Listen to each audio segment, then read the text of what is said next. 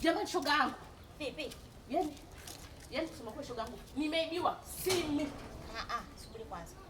Nimeibiwa simu yangu jamani, mimi sijui naishije jamani shoga yangu. Sijui nafanya nini jamani? Ulikuwa wapi? Ulikuwa unafanya nini? Jamani nilikuwa natoka pale kwa mama Junior pale chini.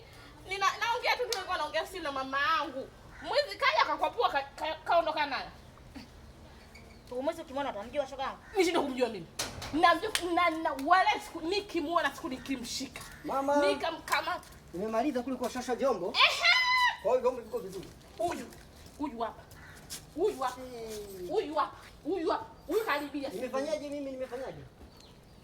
Huyu. Nasemaje? Oya wewe ndio umenichukulia simu yangu. Saa ngapi? Simu nakuja hapa kwako hapa simu. Wewe umenichukulia simu yangu. Mbona alikuwa ndani? Wewe hujatoka kwenda popote. Au umemfananisha? Jamani. Hapana, sio mwizi huyu jamani. Mbona sijaiona hiyo simu hapa? Huyu alikuwa humu ndani muda wote toka asubuhi shoga yangu. Unamtendeza siku hizi? Yaani kwa hiyo mimi macho yangu, kwa hiyo tuseme siku hizi hayaoni. Tena shughuli hizo kwa hizo. Kwa ndo namwacha aende. Jamani nasemaje?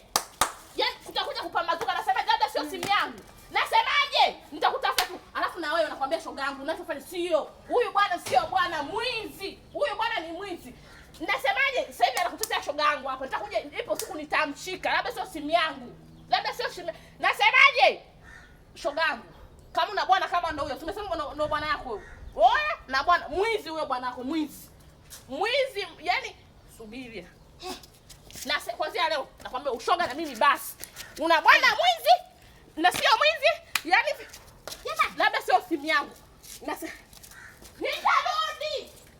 Kwani ana shida gani? Mbona sijamuelewa sasa? Huyu ni mwizi. Sijui. Bwana watajua wenyewe.